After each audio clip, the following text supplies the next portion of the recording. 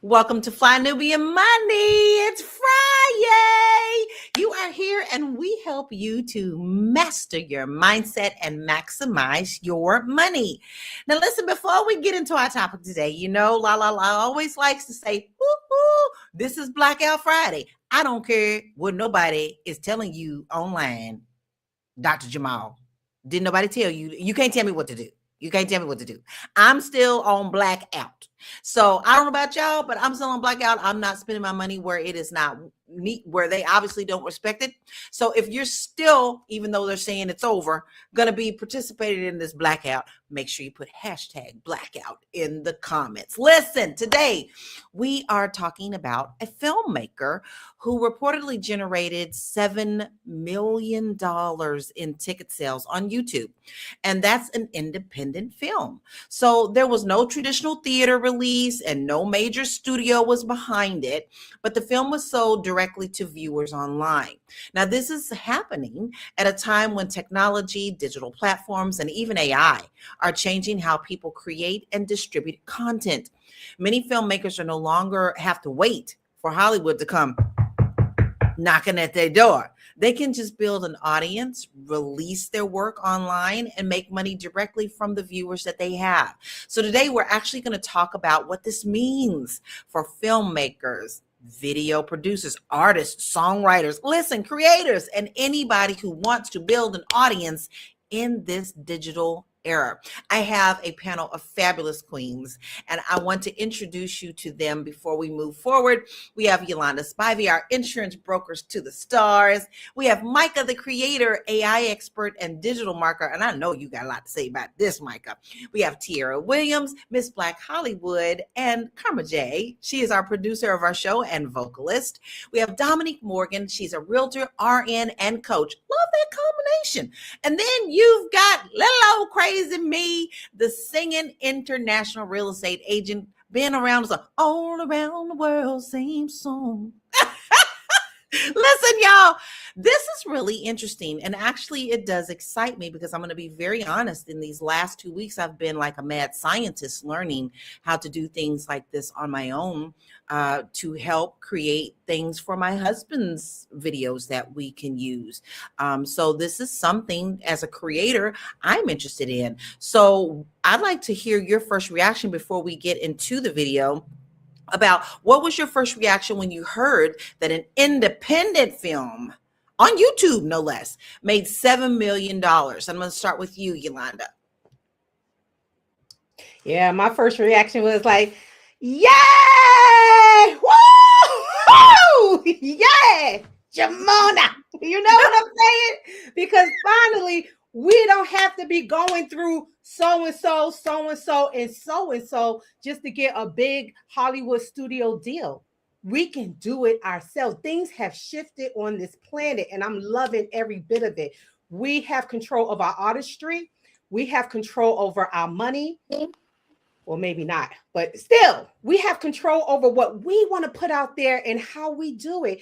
And on top of that, we have control over how we can get funded. This is awesome. I love it. I absolutely love it. And I think this opens a lot of doors. I mean, you hear a lot of things like Ryan Coogler and all those, but they got their start somewhere too. Dominique, how are you feeling about this? What was your first thoughts when you heard about this? So I'm aligned with Yolanda. I was excited because I just feel like it gives us our power back. And nobody can tell us our worth. So you hear about a lot of the stars that talked about how they weren't getting paid, based on their partners. We're getting our power back. And people have been robbed blind by the industry, right? So you're going to give me pennies, but you're making all the money on the work that I'm doing. I just think that is awesome. And now they have to look at things differently because now we're in control. We're not fighting for our masters. We're not fighting for you to pay us a certain amount. We're showing you that we can make this money with or without you. So you need to get on board with us. So I love it.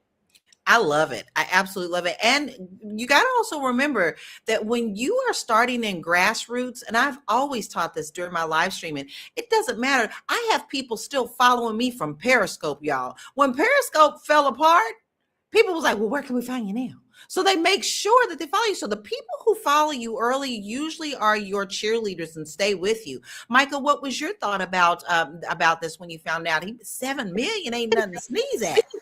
No, it isn't. Now, when I heard it, I was skeptical. So I decided to dive in a little bit more, right?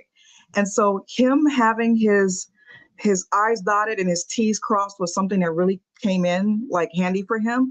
This was not a small budget film, even though he made 7 million in pre-sales, right? He did have access to a pretty decent sized budget.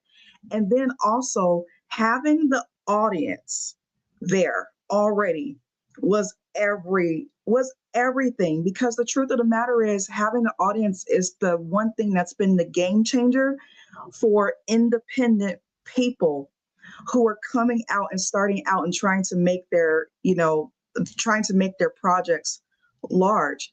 The truth of the matter is that the industries that we want to be in and to succeed in, they buy into audiences, not just great ideas. So he had that there, and anybody that wants to replicate those results, look at everything that he did and get your stuff together. Do it with a strategy. Listen, he's paved the way, definitely, for sure. Maybe you've been thinking about this, but now it's time for you to study what was done so that you don't have to reinvent the wheel and give it your own spin. Tiara, what was your thoughts when you heard about this? Can you hear me? Can you hear me? Can you hear me? I'm good. Okay. You crunchy. There's a little static on my side. Okay. When I heard this, I thought about people in the industry. No, You're real crunchity. Go out and come back. Okay, while Tiara's gone, I want to tell y'all what this reminded me of. And you tell me if this, I don't know, maybe I'm telling my age. I just turned 50. What year is this? Yeah, 56. I'm starting to forget how old I am. But I also remember a lot of the 70s films. And one came to mind to me very quickly, which is as Melvin Van Peebles. He did Sweetback's Badass Song. A lot of those creators in the 70s, especially Black filmmakers, had to make their own way. So this isn't something new and by any means, but we have come along so far as well where people feel kind of crunched, and now Hollywood really kind of suppresses a lot of people for their creation. But when they see you're being successful, then they want to come and put their hand in the honeypot. But don't forget, there's always been Black creators that have worked around the bullshit. And you have to remember, they did it. They got their own music. They made sure they worked with one another. Like, if y'all haven't checked out that film, you may laugh about it now, but it was a big deal. Sweetback's Badass Song was absolutely huge. Tiara, you're back. I do want to hear what your thoughts were about when you first heard about this film. I don't know if I'll be able to stay. Can you hear me? No. Your sound is underwater. Dang. Okay. I guess I let you go. Anyway, listen, y'all, I do want to watch the video. So let's watch the video so we can get back into this conversation, because this excites me, really. I love it when the underdog does something good and it pays off. It shows that it can be done when people are telling you that it can't. So let's check out this video and get back into the conversation. I think we're going to get back into the conversation. Okay, we already said that this is a wonky has Friday. already made $7 million at the box office, and it isn't even out yet. Have you heard of Iron Lung? It's a new horror movie based on a video game, releasing in 4,105 theaters worldwide on Friday, with previews on Thursday. It's okay if you haven't heard of it, because this movie has no studio behind it, no major distributor, and no mainstream marketing rollout. But what it does have is Markiplier, aka Mark Fishbach, one of the world's most famous YouTubers. He funded, wrote, directed, and stars in Iron Lung, and with the help of a Hollywood middleman, he's also self-distributed the film. And thanks to the power of his fans, who demanded the movie open everywhere, Iron Lung has become a significant wide-release movie. Oh, and also, those people bought tickets. A lot of tickets. The Ankler reports that the movie has already grossed $7 million in pre-sales. It's unclear what Fishbach spent on the project. IndieWire called it low budget, while the Ankler said the movie cost a fraction of that $7 million. So it's possible Markiplier has already turned a profit. And he's also easily beat the box office totals of previous YouTuber movies. Anyway, are you planning to see Iron Lung this weekend? I'm hoping to go tonight on Thursday, and we'll post a review on Friday. First of all, it's horror. That is Lala's passion. She loves horror. She's a horror girly. Yes, I watch them all and listen to all the podcasts too. So, I don't care what genre it is. I think I am going to support this young man. So definitely going to look for it. But Dominique, do you think that digital platforms are replacing traditional distribution? I do think so. People are getting their own, they're establishing their own followers by being consistent, by showing up on a regular basis. And so that gives them the power. You see a lot of people on social media and YouTube, on all these different platforms that are slowly building their following, right? That gives them the power. They don't have to go to anybody. They're going to those millions of people that follow them and watch the different shows that they do, the different skits that they do. And it's changing the game for them. And so when they go and they try, they want to have conversations, they have more negotiating power because I have 10 million people backing me. So you're not going to take all my money. This is what I can do. And this is what I'm worth. And this is what you're going to pay me. It just gives them the control because now they're coming with the people already. 10 million people is translating to a lot of money. And these companies know that. It's just like a wedding. When you put wedding on certain things, the price goes up, right? And so they try to get over on people. Now you can't do that because I already had a back and I'm gonna do it with or without you. But if I do it with you, these are my terms. Correct. Yeah. Hey, he's got the control here, but let's not forget, we're hearing all this hype and we're excited, but I already done told y'all, this ain't nothing new. This is kind of new in a different realm. But when it comes to beautiful chocolate folk, we've been doing this for a long time. So Yolanda, are we hyping up something that's already been done? And why are we not still going back in history and saying, hey, we're so proud of you that you're doing this now, but don't forget who paved the way. How do you feel about that? You're absolutely correct. I remember that film, Sweet Baby Ray, whatever. Okay, I remember that. I'm like close to your age, Lala. All right. But I will say this. Black creators have always had to do this. Always. It is up to us, the aunties now and the uncles, to tell the story that this has already been repeated. You're just doing it now in a different way. So we just have to let the young people know that, yeah, in the 70s, we did it. In the 80s, we did it. In the 90s, we did it. And you know what this reminds me of? Back in just like a few years ago, Tubi. Everybody makes fun of Tubi, right? But a lot of Black creators was putting their stuff up on Tubi because they couldn't get distribution anywhere else. And all those Tubi movies are a little bit ghetto, okay? They are. But you gotta love them, okay? You gotta love them. 1 minute somebody holding a microwave, the next minute they holding the gun. So you know what they're editing.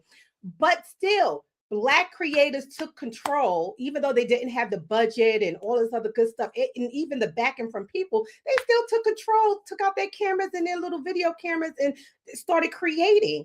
And they also was able to get on a platform where they are getting millions and millions and millions of views. So yeah, this has always been done. This young man just took it up a notch with YouTube, okay? But this has always been done. Yeah, we need to tell a story though. It's really interesting though, because I will tell you, my husband and I have filmed many videos for our music, right?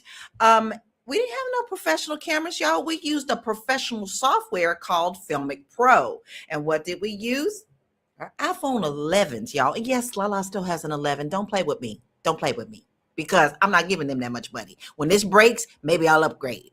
And it still serves me well, right? So I think with today's technology and you being able to do those things on that level as well, I don't know what his budget was for cameras and things like that. But I just want you to open your mind to, if you're getting excited about something like this, you don't need $1 million worth of cameras, y'all. You just need a little bit of a good software and your phone. And you'll be able to do something very well. Y'all, people don't even realize half of those videos were filmed with Filmic Pro on our iPhones. So it's an encouragement for you. Now, Tiara, I'm going to try to get back to you because I have something to ask Micah, but I want to know what your thoughts were when you heard about the movie. I don't hear no crackling, so I might be in the game. You in the game. Okay. All right. What I was gonna say was, I think this is great for independent filmmakers, and it just makes me think of Tyler Perry. You know, I think that he was the first one of our generation in the '90s, at least from when I was born. In the '90s, you know, watching him build his audience from scratch. Nobody had seen somebody just go on the road the way he did with plays, regardless if you love the content or not. Now, those Medea plays had people in a chokehold in the 90s. I mean, selling the DVDs, I thought his marketing was genius. He would get up at the end and do a spiel on God and thanking God and be like, you know, bootlegging is a sin. And then, you know, like basically like you're stealing if you steal it. And it made Black people want to support him. And I want to say he was probably doing these numbers too, even back then, just from selling DVDs, having sold out. But he built that thing big, brick by brick. And so it just makes me think of, when I think of Black people who have done it, I think of Tyler Perry. I say we name them all. Yes, I'm happy for this young man, but let's be the teachers. That's what we do on this platform, especially for our communities. We don't want to overlook anything that has been done by us as well, because it has been done. But I'm still happy for this young man. Now, Micah, I finally get to ask you, like, do you feel that YouTube is okay? I don't know what that was, but hello. That's Do you Iran, girl. That's Iran. They kicking our ass. Yeah, they all involved in this. Michael, do you think that YouTube is becoming a serious platform for these film releases? I mean, you're working in the digital realm and you could do a lot of these things, and YouTube is the first place I think of when you post them. So do you think that YouTube is becoming the serious platform for this? No, I think that YouTube has been a serious platform for this. YouTube, I mean, YouTube is the #2 search engine in the world. I mean, at least it was before the major, advancements of AI or whatnot. But the majority of the time when people are searching for things, they're looking for YouTube. Inside of the music industry, all the major music producers are recommending that when you want to launch your music, make sure you stick it on YouTube. They're telling you to do that before you take it and put it on iTunes. All the major digital marketers creating their audiences on YouTube. So it's no surprise. The film part, I'm not surprised by that. This specific producer, again, he's got 34 million followers on YouTube. That's pretty serious. That means people have been watching what he does, watching what he has to say. So this wasn't something success that just appeared out of thin air. This is work put in consistently. And so for those of you who want to be really major, if you haven't been taking YouTube seriously, I would highly advise that you do. Don't miss out on it. It's here. It's not going anywhere. That's right. I call it the University of YouTube. Anytime I want to find something, I say, oh, wait a minute, let me go to University of YouTube and find out what I can find out there. And 9 times out of 10, the answer is always there. And sometimes it could just be one little creator who only did one video about the one thing that I'm looking for, but that is there. Many, many years ago, my husband did a video before all this monetization and stuff. He did a video about building a vocal booth. He didn't think nothing about it. He has so many, millions of views on this thing, because why? There's that many people who's looking to build a vocal booth. But let's see what our family is saying, because I haven't had a chance to tap in with them. So listen, we love all of you all being here. Dr. Vibe says greetings, and Incog says he's not surprised because they went around the gatekeeping handlers of entertainment. Armando said, yeah, he also did the movie Posse. He's talking about Mario Van Peebles, great movie. And his father was in it too. So that was a filmmaking family. The Real Blaxicon wanted you to reboot. I did. I'm glad you did. Mm-hmm. And then Hands Off, who is one of my friends on my page, he says he don't look into horror unless the lights are off and his honey is close. It is Friday the 13th, y'all. Y'all do know that. Time to pull out your horror movies, right? James says greetings and good info. And then Black Lexicon says people are becoming sick of mass appeal. I think that's a good question. I think that's a good statement. Dominique, do you feel that is a correct statement? I would agree with that. I would agree with that. Yes. How do you use it in your life? Do you go and specifically look for things online that you thoroughly support and enjoy? I do. That when I go and look, that's what I'm looking for. I'm looking for things that I enjoy. I'm looking for the person that presents it in a way that I can relate to. You know, I like simple, straight to the point. I don't like long and detailed. So I feel like when it comes to social media, like you have an option to look for different things, not just one person or one ideal. You can get it different ways. There's just some creators I just make sure I follow first.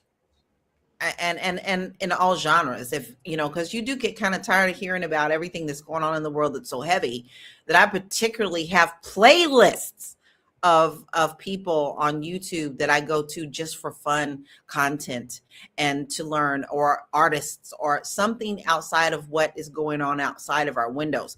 We listen, we have another video and I would love to check that out, and then we'll come back and continue this conversation. Keep the conversation going, guys. If y'all have any questions, anybody that you love, put them in the comments. We'd love for you to share. You're gonna put us because you love us. Now, I don't know if you've heard the buzz around indie filmmaker and YouTuber Mark Fishbach, aka Markiplier, who just killed it at the box office with his indie film Iron Lung. So if you don't know this story, he is a gamer YouTuber who shared with his fans about the fact that he was making this horror movie. And it took him a while because he self-financed it. He raised $3 million to make his own horror movie, right? And he didn't, he couldn't afford to do it big, but he really wanted it in theaters. So he was able to do his own deals with the theaters and get it in 50 theaters on his own. His fans that he spent years building, because he started on YouTube, I believe he said in 2012, demanded that it open in more theaters. So they started contacting AMC and Cinemark to get his movie in those theaters. A movie that only was supposed to open in 50 theaters ended up opening in over 3,000 theaters in Canada and the US. Okay, so worldwide, right? 3,000 theaters. This movie, opening weekend, almost beat out Disney's movie Send Help by making over $25 million as an indie filmmaker who self-distributed his film. 25 million with an M as an indie filmmaker who self-distributed his film. Even he can't believe it. He has been on YouTube crying because he can't believe how his fans supported and believed in him, because he shared with them his journey. He was not afraid to fail in public. He understood the long game, and it's a long game.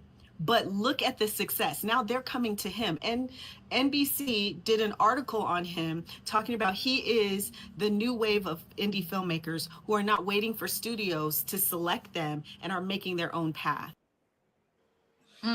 Hey, that's some good stuff right there. But, we heard some of the challenges that he had. So Yolanda, what outside of what she was talking about, what other challenges do you think that independent filmmakers, especially when it comes to distribution, face? Distribution. Getting their joints distributed, especially when it comes to getting distributed in other countries and things like that. It's very, very tough. And as someone said before, that gatekeeping, because that's the word I was searching for at the beginning of this conversation, gatekeeping. We always have to go through Sony or these big movie houses just to get a deal. Lionsgate reminds me of one of them, because I know Tyler Perry goes through Lionsgate to get distributed. So that right there is just the biggest thing right there, distribution. And it always has been. You may own your rights, you may own all that, but if you can't get it distributed, that is the challenge for most people. People don't really realize there's more than one piece of a puzzle with any kind of project that you do. You're going to have to go and pay the toll of the gatekeepers. And if you can find a way around them, that's a beautiful thing, but that's not a common thing. Guys, I also remembered things like the Blair Witch Project. Do y'all remember that? Yes. Where, of course, it made me sick to watch the thing because they was just running around with cameras and shaking the cameras with them. But it was also another huge film. And look, Dr. Vibe just said something very important. As Prince said, content is king and distribution is the emperor. All right, Tiara, I'm tapping into you on that one because why? Because you have a project right now that you are working on and you are really trying to get it out there. Now, we know we all love and support you here, but that's your inner circle. So how are you planning on getting more distribution? Is it a challenge for you? Yeah, I mean, over the years, I've created many projects, right? In particular, obviously, this is music, but when it comes to film, I think the biggest blessing was probably being introduced to Dr. Boyce.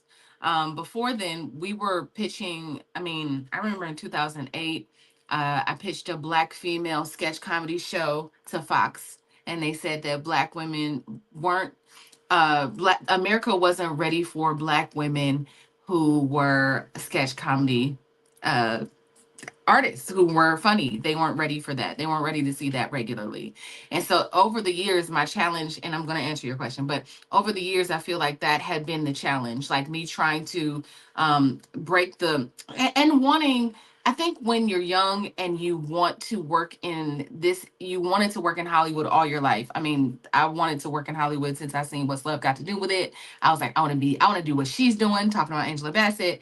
And that started my journey as an actress. I was like 12. I don't, you know what I mean? So for people that really just like, it took me a really long time to break away from this traditional. To me, this was king. Being in Hollywood was king. Getting on television, acting on television, being on television. Even when, I met Dr. Boyce, he was like, nah, the internet in 2012. The internet. And I was like, no, because I don't want to do anything from my living room. And I was like, and there has to be cameras and there has to be things. And so it was a real shift that had to happen. So you asking me how did I handle distribution? One of the things has been working with Dr. Boyce, who was building an audience at that time. Right. When I met him, he was like, I mean, I really don't have no money as a company, but I got this audience. And so what we would do is we partnered, and I started out with a talk show in 2013. Talk show. We did that for a while. I had like a female sketch comedy show in 2013 that did really well on his platform.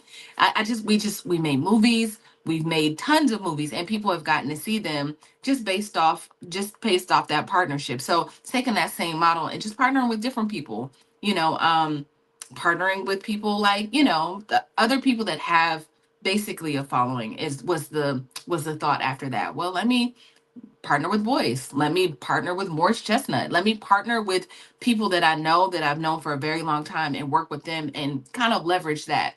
But what I will say is I realized that even after years of running from it, I have to build my own audience. I have to do it. So, that is the next part of content creation. So, And that is actually key. Like, you have to connect with people in a certain way that they feel like they're going on this journey with you. When you tap into that, that is your pot of gold, and there's nothing about it. And then they bring their friends like, oh, did you hear about Karma J? Let me turn you on to this. It's all about connection. A lot of people forget that connecting with people, that is your foundation. That is your solid foundation, and you build from that. I don't care if you're just coming on social media and doing 30-second snippets. If you connect to someone, they're going to stay with you, and then they'll be around for film number 2, film number 3. They will always be there to support you. But Micah, can I just add one more thing? Sure. I'm so sorry. This is it. Let me just go back to the what Fox said. Fox said that they didn't want a Black female sketch show. And the first time that I released my Black female sketch show on Dr. Boyce's network, somebody reached out to me and offered me a 6-figure gig to build a network. So like just the idea, like to do some things creatively with them. The first show I ever released on his platform, somebody called me and was like, yeah. So I saw you on Dr. Boyce's network and this whole thing. So I just feel like going to the people is the answer. I'm sorry, I didn't mean to interrupt. Go ahead. No, the people are the power. I mean, you're the creator, you're driving this thing, but you got to have people to help you to push that caboose. Micah, now listen, in today's world, we have different type of technology, and you are our AI guru. So is AI going to change the way film production and storytelling are being offered to the world? Absolutely. It has that potential just because you have lower barriers to entry, right? With the cost. So now we're talking about the possibility of using AI to get a film done sometimes for like around $2,000. Is it going to be the absolute best thing out there? No, because even with stuff coming out all the time, people are like, that's AI, AI. You see the distortions and things like that. But at the same time, people are still watching. Just even the stuff that I've produced with AI and took the courage to just get it out there has still had major industry people kind of like knocking at my door like, hey, how can we get our hands on that? How can we get, access to the distribution on that? So I would still say, this young man was able to raise $3 million from his followers, right? So he could produce a real film. But go ahead and still, if that's something you want to do, take your chances. Even, with AI, just get it done. Create some trailers, start getting yourself out there. Is your first thing going to be a big hit? More than likely, no, right? But what it will do is go ahead and get you noticed. You really just kind of have to wake up in the morning and have like some courage and take a I don't give a damn type of attitude, regardless of what anybody says, yes or no. I am going to get out there and put this out there anyway, period. My mama always said a closed mouth never gets fed. And that sticks with me quite a bit. And I'm really into affirmations. And one of my affirmations is I don't have to feel ready. I just need to move and the spark comes. And when you start leaning into that and you stop worrying about what other people are saying, you're on a different path. The naysayers are there, but I call them haters, and you need those to push you along. And sometimes you can even get ideas off of those haters because it fuels you to be better.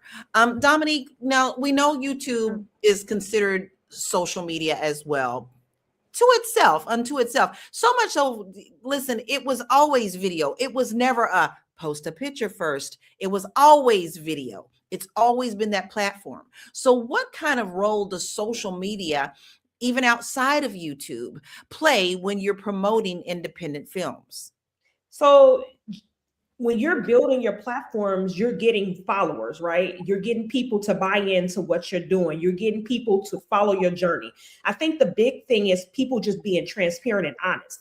People are afraid of failure, but people don't understand that failure is not, oh, I failed. Failure is just saying, hey, that didn't work, but I learned from that. So let me try something else. And then when you're starting over, you're starting from experience. You're not starting from the beginning.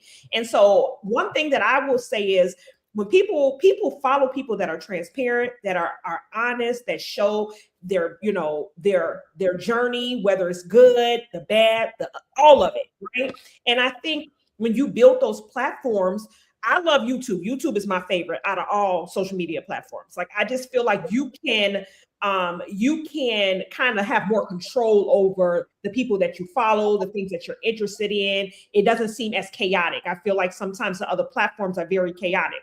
But what I will say is, when you get people involved and you get more followers, it just helps with the buy-in, and it helps with whatever you're trying to distribute, and it gets more attention. I agree.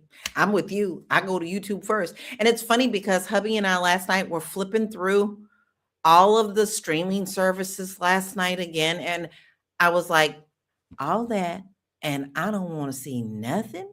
I'd rather go to YouTube and find something else that's more interesting.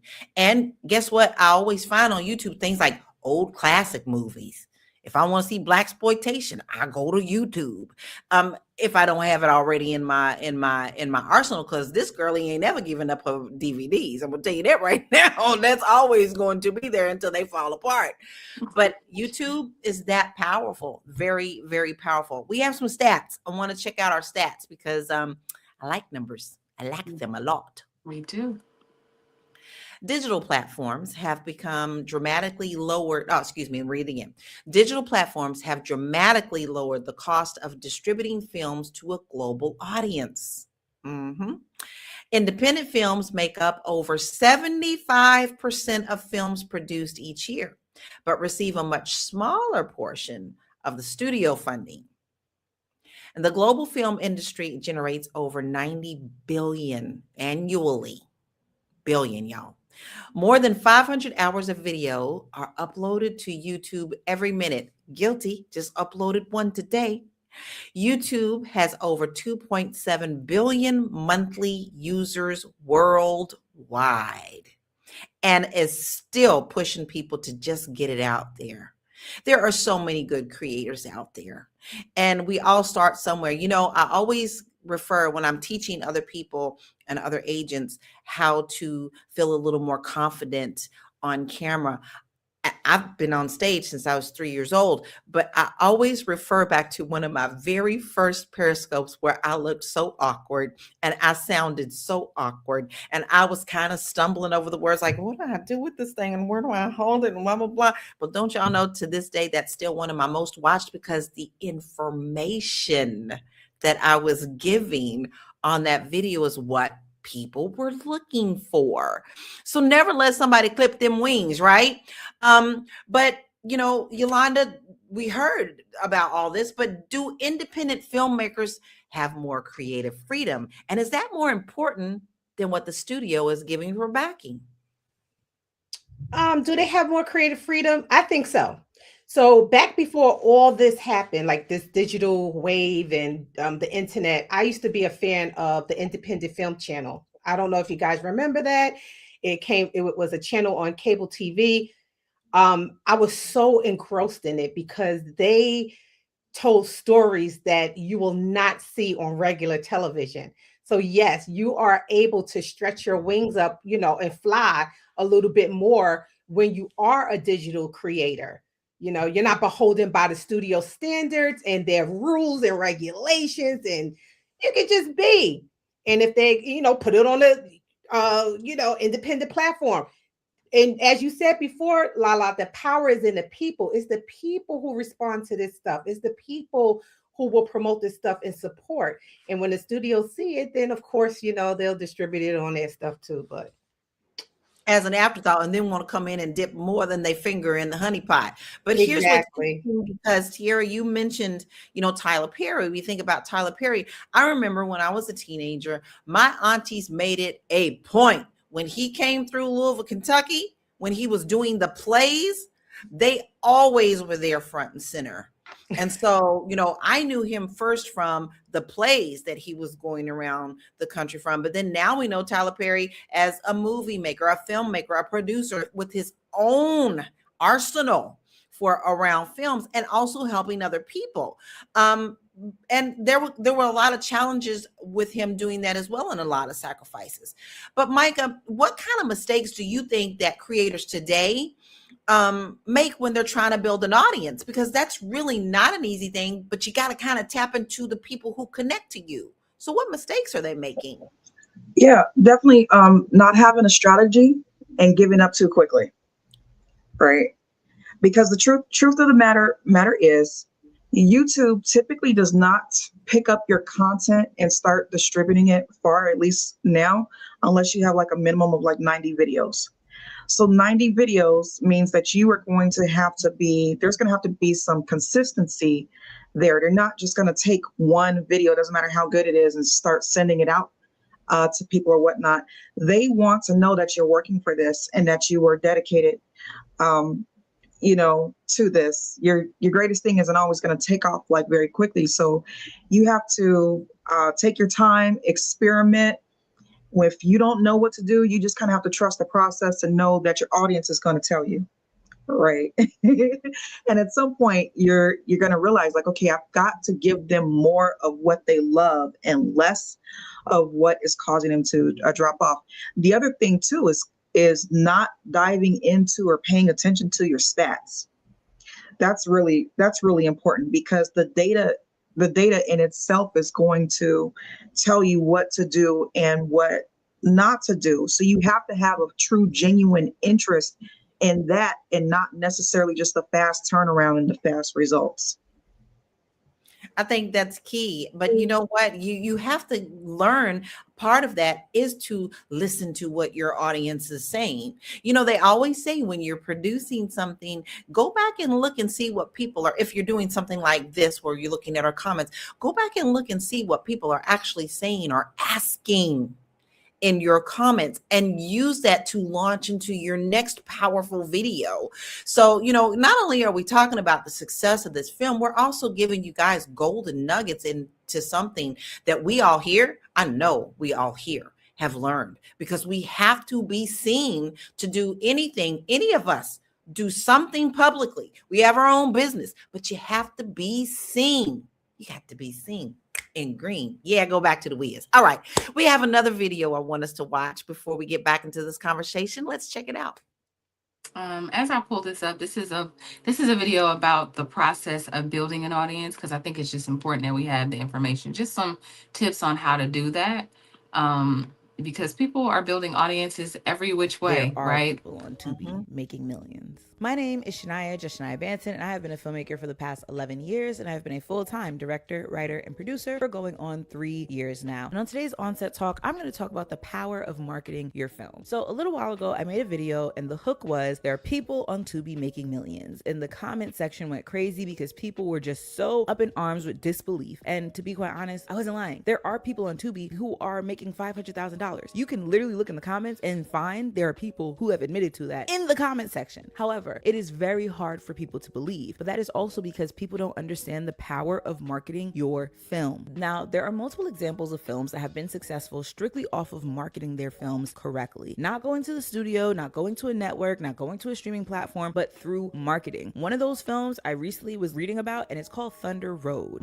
And I sat down and I looked into the research, because research is important and we should all do it, right? So I sat down and I looked into the research about what made Thunder Road successful. And it truly was about the marketing. They didn't have a huge budget to make this feature film. This feature film was made for under $100,000. Correct me if I'm wrong. I could be wrong. I'm fine with that. But the feature was very affordable to make. And then once they made it, they independently released it. After independently releasing it, every single dollar that they made, they put towards marketing. They won a Sundance grant, and they put that grant not towards finishing funds, but towards marketing. They spent probably an equal amount to what they spent on making the film to then market the film. And what did that result in? This film now making over $1 million independently. They did exactly what the studios do. And that's the same thing that I talk about in a lot of these videos when it talks about how do you create a career in this industry outside of Hollywood. And it's simply by doing. It's simply by marketing your work. It does not make any sense at all for you to spend so much time and money working on something and tell nobody about it. Unless you are a Lego builder, which I am, and I'm not like one of those Lego builders that you see on TikTok, even though I love watching them. I'm not one of them. So I may not ever get free Legos, and I will continue to spend my own money on Legos. Okay? I don't need to tell anybody. It's fine. It's fine.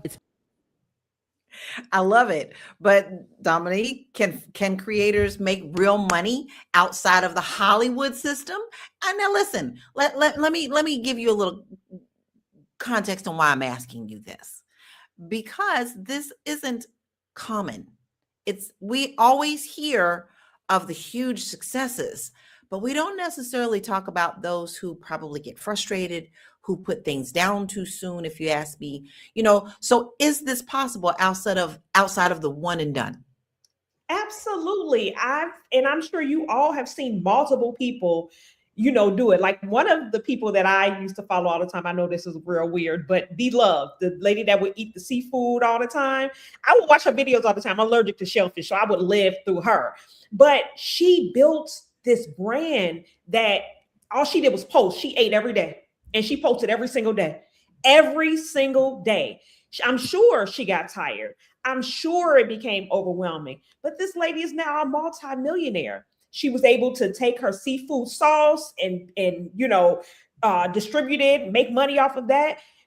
We see it all the time. But Lala, the thing that you said was people give up. We get frustrated. We get overwhelmed. I've been frustrated and overwhelmed. I've told Tiara this. Like I'm a back background girly. Like, I don't really care to be in the forefront, but because I have a business, I have to get out there and I have to do that. And I know that even with me posting, I go places and people are like, oh, I see your stuff. I love your stuff. You know, you're doing your thing. You have to consistently show up. And when you consistently show up, and people will eventually follow you. We see it all the time. We can be the same. We can do the same. And we don't have to be connected, you know, with anybody or any corporation or anything like that. People are doing it. Everyday people like you and me. I love cooking shows. So that's one thing that I watch a lot of. I love to cook. I love different recipes. So it's a lady, she's on YouTube. I watch her on a regular basis. There's two of them. One, she cooks for her husband all the time and she loves all this pink. But she's built this platform and you see all these followers. You see all the people that are watching the videos. You know she's making a ton of money. And then there's another lady, she just cooks for her family. She makes these big meals and then they sit down and they eat together, but they're like good meals. And, you know, people are watching these videos and they're making money. And those are just two people that I watch on YouTube. But people consistently show up, whether they're tired, whether they're overwhelmed, whether people are watching. Because the fact of the matter is, once you have these videos out there, once you get that momentum, people are going back and watching those videos that didn't have views. And now you're getting paid off of the money, off of the videos that you had. We just have to consistently show up and not be afraid, you know, because nobody's watching the videos or nobody's liking it. Just keep doing it. We see it all the time. You know, what's interesting, another thing that I teach people, because it's so true, you know, get over yourself. Get over yourself. You know, you may think you look ugly that day. Maybe you don't feel good. Maybe your hair is in ponytails. I don't know. People don't care when you get good content. And sometimes if you're not feeling well, sometimes they give you the little boost to make you feel good. Like, you're like, look, y'all, I don't feel good today. My coffee is off. My hair look like this. And this is what we're doing today. And if you're with me, you're with me. If you know, you know. People connect to being human. You do not have to be perfect, because a lot of times you're only putting your own perfect on you and you blocking your own self by not getting out of the way. But Tiara, listen, because you're an entrepreneur. I mean, you do it all, honey. Sprinkle, sprinkle, sprinkle, splash. I'm just a storyteller. That's all. That's everything. I told you, Jolene is a real woman and I'm ready to go fight her. Okay, that's how important storytelling is. But should filmmakers think more like entrepreneurs? Absolutely, always. I mean, I think that is.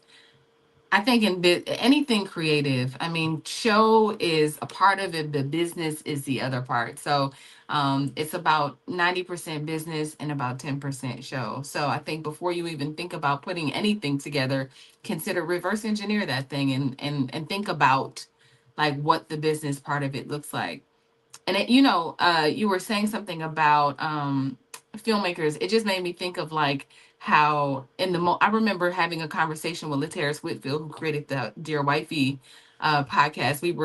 During COVID, we were sitting in an empty studio and he was like, God gave me this idea to do this podcast. I want to find another wife. I was like, okay, friend. And he was telling me the whole idea. And look at us, like he found a wife and he found followers. I think about Tabitha. I mean, me and Tab used to sit in the office too, right? And we'd be talking about being actresses and all of the things. And, you know, my friend was just sitting in a car eating a vegan sandwich, trying to figure out her way, and went viral. And it's been amazing to just watch my friends really like take off in the way. But it all just started from like, this is just what I'm thinking. Like with Lateris, he was like, this is just an idea that I have, and God really is telling me to do this. And so I'm just going to be obedient and do it. And he did it. And now I'm like, dang, man, you know, he was like, that. You know, it just makes me really inspired because I know that it's real. Like building it is a real thing. Like you don't. That reminds me of something right now. Let's say along the same lines. You know how we all laughed at Pop the Balloon, and we would look at Pop Balloon, and everything is all crazy and funny, and people are like, "I don't like you. Your shoes are ugly." But there was a couple that just got married off of that, and it was a pure love story. So as much as we watch some of these things and we laugh and we think, "Oh, that's ghetto. Oh, that's ugly. I love that." Somebody got something beautiful out of that. And that also makes our hearts warm. And like I said, just do it. Just who sat down and thought about popping a damn balloon about going on a dating show? And look how big it is now, right? Nicole, I'm going to spotlight what you're saying. They hear this part as someone who started another Facebook page for content and a page for my writing poetry. It's been hard. I've actually stuck on some of the numbers of people and nobody's really replying to my post. I wanted to give up and something in me keeps saying I'll keep going. So loving this information, and each and every one of us right here are speaking life into you right now. Because baby, I've closed deals off of people who have never said anything on my content. Okay. Sometimes people don't say anything, but they're getting fed by what you're feeding them. So we are telling you right now, keep on, girl. Keep on. Do it. Because somebody is watching you and you are feeding someone. All right. So whoop, whoop. Keep going. We got you. All right, we got another video, and then we're gonna start winding this thing down. But I don't know about y'all, my creative juices are just bubbling right now. Let's check this video.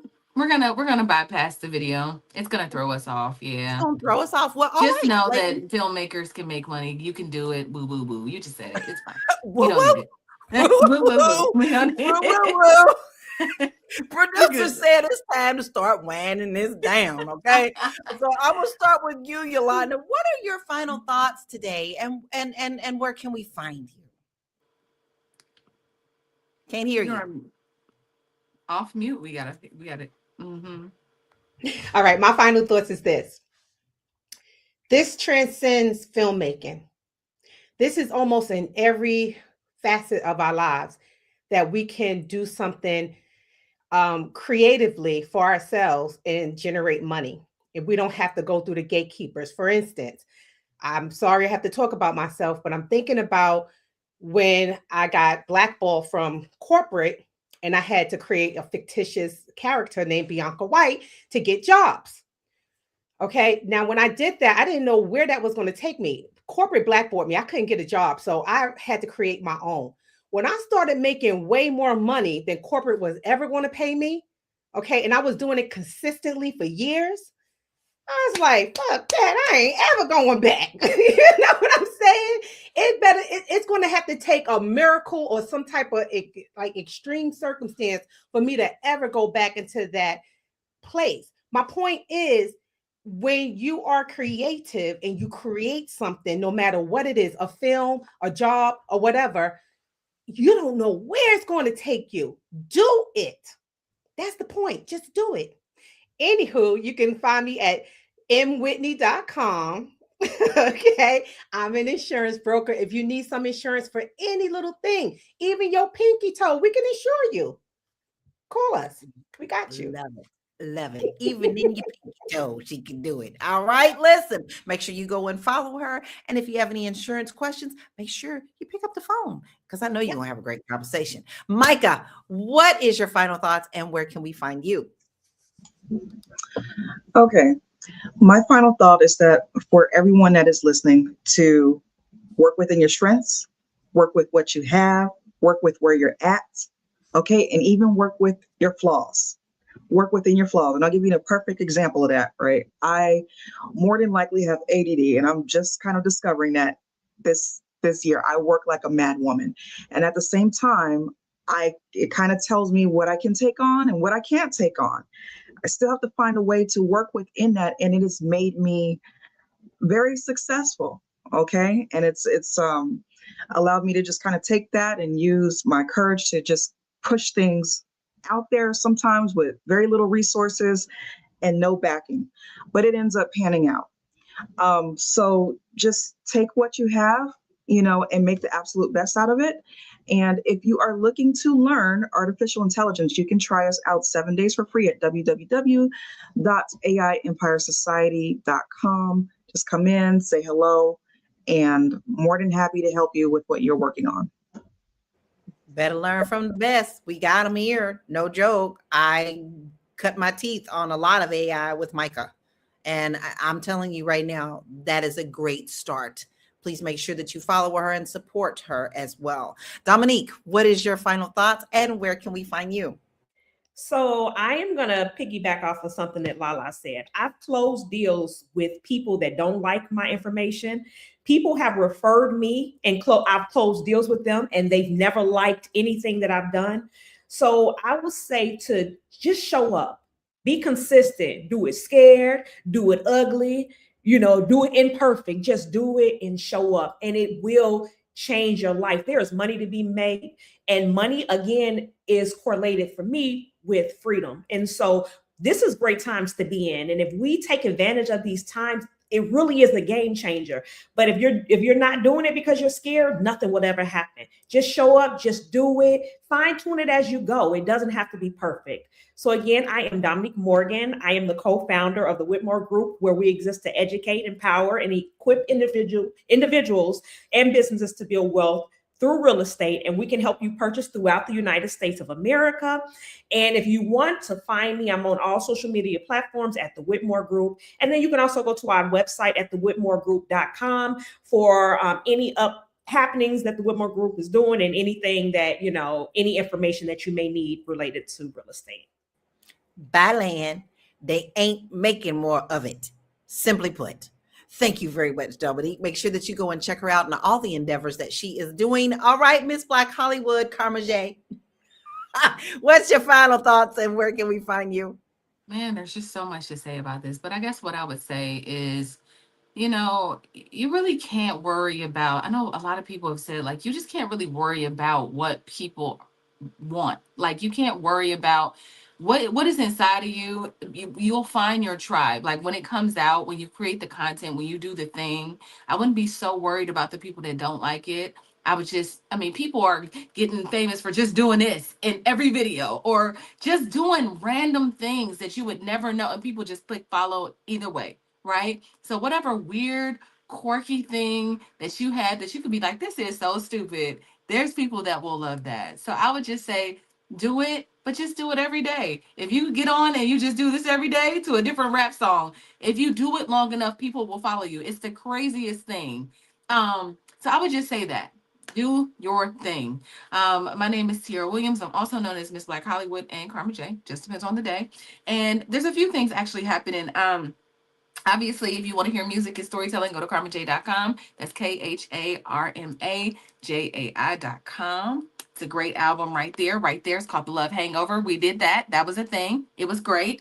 And then we have an event at the Fly Nubian Money Club with Dr. Lene tomorrow, March 14th at 12 p.m. Eastern Standard Time. It's called Brilliant, but still at the same level. And it's why smart women and men in plateau in business. And it's basically about a strategy to how to take your life to the next level. We're always encouraging that. That's our ministry here at Fly Nubian Money Club, and Fly Nubian Money is to help you take your life to the next level. So if you want to know why you plateauing, if it's in content creation, if it's in whatever business you have, there's a way to level up. So we want to help you do that. I can put the link in the chat just so you can come on in there for free. It's all good. Go ahead and get that. She said the magic word. Now, if you miss that, that's on you. Okay? Free. Please make sure that you do that, because this is going to help you level up. Now, listen, before I get into my final thoughts, I want to acknowledge the fact that it is Women's History Month. And we are going to tie in a very beautiful woman that actually is tied into our topic today. It's Julie Dash. She made history in 1991 when her film, Daughters of the Dust, became the first feature film directed by a Black woman to receive a wide theatrical release in the United States. The film later influenced an entire generation of filmmakers and inspired the visual style of Beyonce's Lemonade. Whether you like Beyonce or not, I love that video because I really love the stunning visuals that it has. Now, here's what Lala has to tell you. Just do it. Just do it.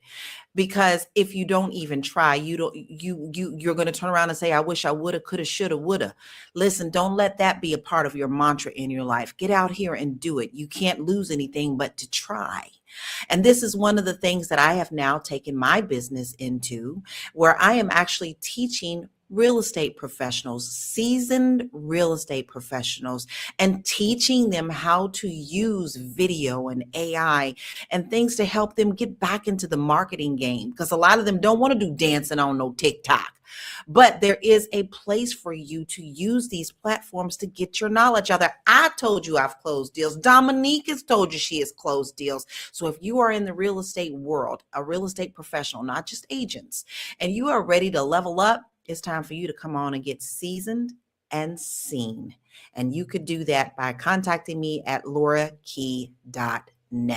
Listen, today was a very good topic, very good conversation, and very uplifting. So I hope that you got something out of this to help move you forward. Technology is changing how content is created. It's changing how it's being distributed and monetized. Filmmakers and creators now have tools that actually allow them to reach audiences directly. Now, the real question is, who will learn how to use these platforms and build an audience and tell their stories and make money from their work? Thank you, everybody, for joining us today. We appreciate you. Without you, there is no us. I don't have much time to say each and every one of yours name today, but just know we see you. And we see you every day. If you don't want to miss any of our shows, make sure you text the word Queens, QUEENS, to 87948. And you will get notified of when we go live every day. And if you miss us, make sure that you go to Spotify and subscribe there and give us a 5-star rating so that other people can also find us. Don't miss the sign up for tomorrow, but it's also the weekend. So we hope that you have a beautiful weekend. We'll see you Monday at 1 p.m. Eastern Daylight Time. Peace out. Bye.